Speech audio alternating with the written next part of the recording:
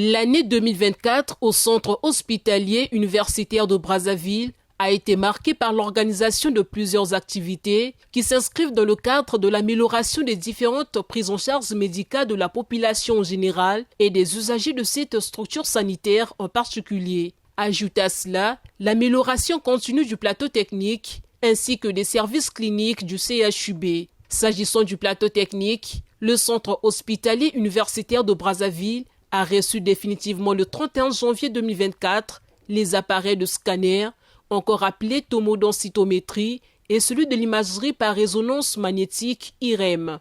Toujours dans le cadre de l'amélioration de la santé publique, le CHUB s'est illustré par l'organisation des campagnes concernant la lutte contre plusieurs maladies. Le 14 mars 2024, cette structure sanitaire a célébré la journée mondiale du rein sous le thème « La maladie rénale et sa prise en charge au Congo-Brazzaville, un pas pour avancer ». Le docteur Eric Ngabé, néphrologue au CHUB, sur l'importance de cette célébration.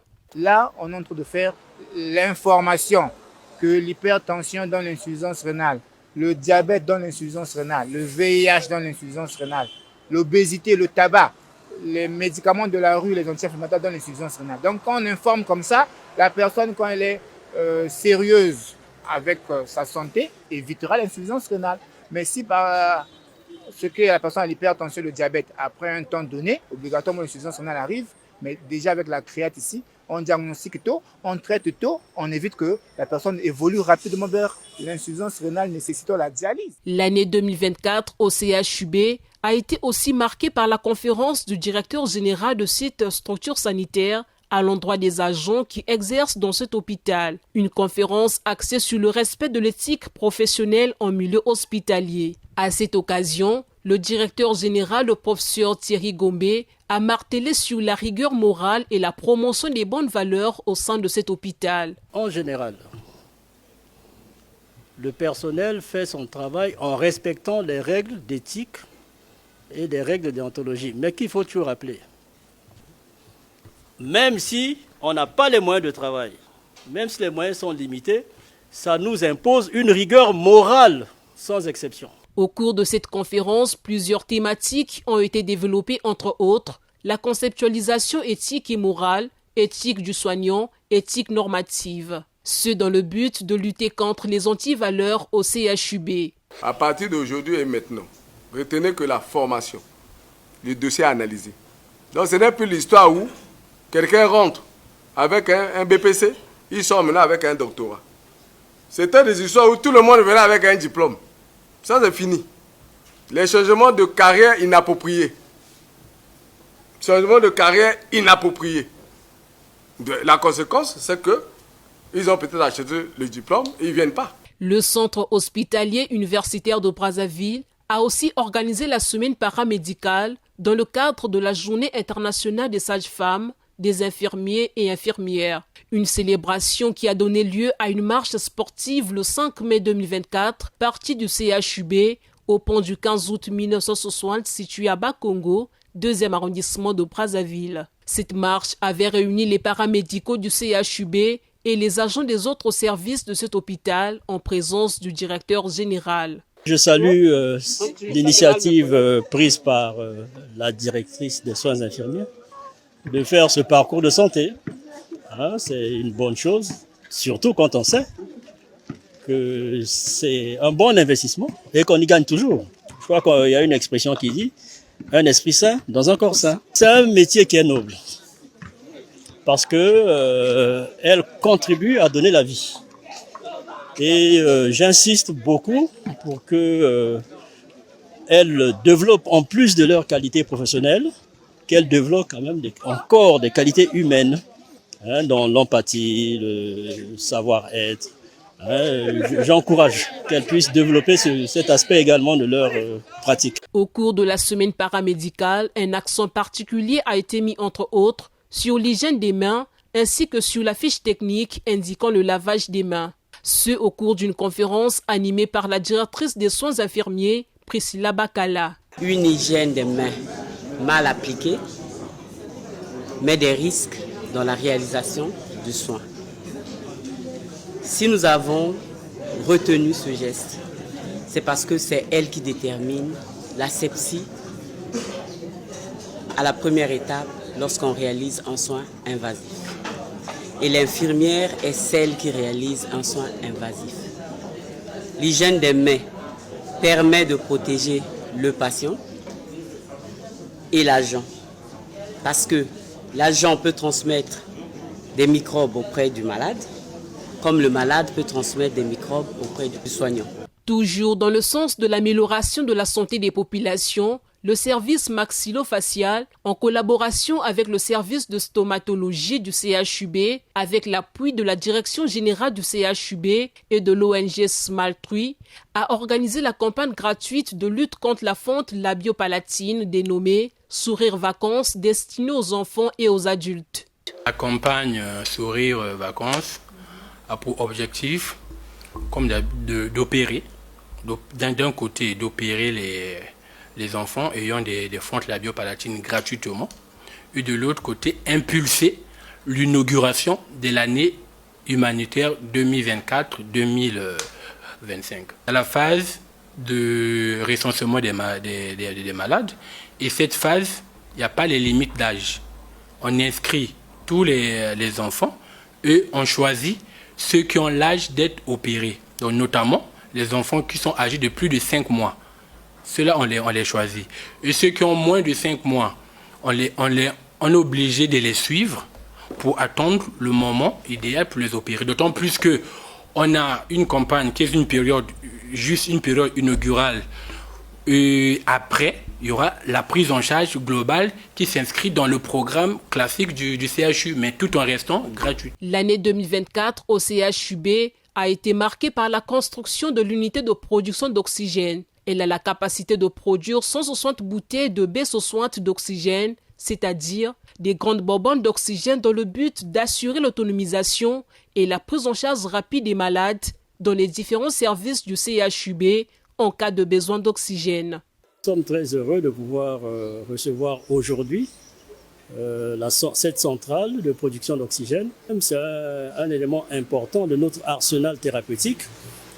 Dans l'arsenal thérapeutique, il y a des médicaments, il y a des gestes, mais il y a également l'oxygène. Et on en a besoin tous les jours. C'était un problème qu'un centre comme le nôtre, où il y a à peu près 500 lits, puisse fonctionner sans oxygène, sans centrale d'oxygène, et être obligé de pouvoir avoir l'oxygène par des opérateurs externes.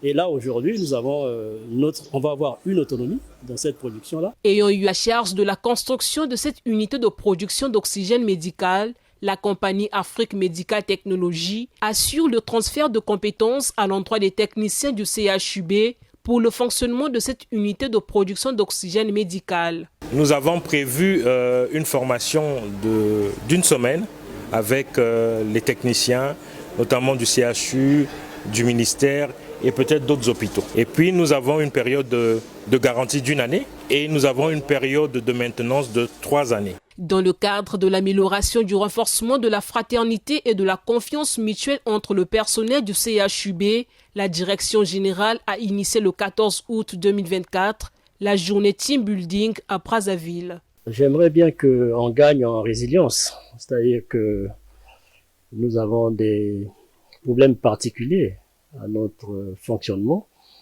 Vous savez que la population congolaise, la population de Brazzaville nous fait confiance et ils viennent nous confier leur santé.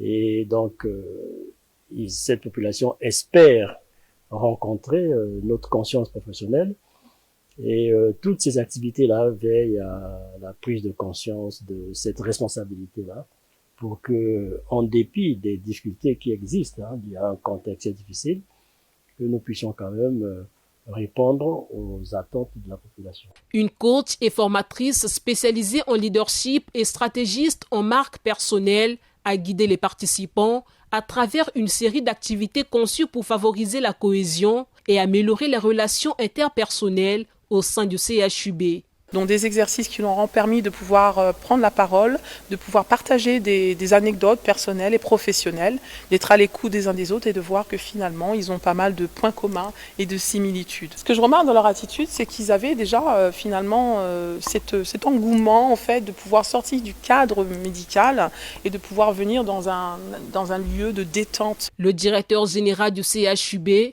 a animé une conférence de presse le 6 septembre à Brazzaville. À cette occasion, le professeur Thierry Gombe a éclairé la lanterne des professionnels des médias, tant audiovisuels que de presse écrite, sur plusieurs questions relatives au fonctionnement, aux défis à relever au centre hospitalier universitaire de Brazzaville. Ma première priorité, c'était de faire de telle sorte que nous revenons au travail. Le règlement de l'hôpital nous prescrit le temps de travail. Dans cet hôpital, on travaille de 7h à 14h et après de 14h à 18h le lendemain, nous assurons des permanences et des gardes. Donc mon premier objectif, c'était de veiller à ce que nous revenons tous au travail. Mon deuxième objectif, ça a été l'offre de soins doit s'améliorer. Le centre hospitalier universitaire de Brazzaville a également célébré Octobre Rose et Novembre Bleu, respectivement dédiés à la sensibilisation et à la lutte contre le cancer du sein et à celui de la prostate. Pour ces deux célébrations, les services de lutte contre les cancers ont organisé des campagnes de dépistage contre ces maladies mortelles. La personne, quand elle vient à l'hôpital, nous, ce que nous faisons, quand on constate qu'il y a une anomalie au niveau des seins, on doit faire une mammographie avec une échographie. À côté de ça, on doit, si ça confirme qu'il s'agit d'une anomalie maligne, on fait la biopsie au niveau des seins et ce prélèvement qu'on envoie au laboratoire d'anatomie pathologie, il va nous donner ce qu'on appelle le type histologique, sinon le nom scientifique du cancer que la personne a. Quand on arrive en novembre, il y a des actions de sensibilisation jusqu'aux campagnes de dépistage qui sont réalisées sur le cancer de la prostate. Même les deux autres cancers rares, on en parle, c'est-à-dire le cancer du testicule et le cancer du pénis. Bon, les signes chez l'homme, le cancer de la prostate qui est le plus fréquent, c'est un cancer d'évolution insidieuse, ça veut dire qu'il n'y a pas souvent de signes. Et quand il y a des signes, c'est que c'est une maladie très avancée. Cependant, c'est tout homme à partir de 50 ans qui devrait s'inquiéter parce que le facteur âge est un facteur de risque important. Et surtout quand dans la famille, vous avez eu des cas de cancer de la prostate, il faut savoir qu'il y a des facteurs génétiques. Le dépistage se fait simplement, le patient, la personne arrive, on l'examine, on fait un simple examen qu'on appelle le toucher rectal, qui permet de palper la prostate, voir si elle est totalement lisse, souple. Mais si on perçoit un grain, ou une induration, ou tout un lobe induré,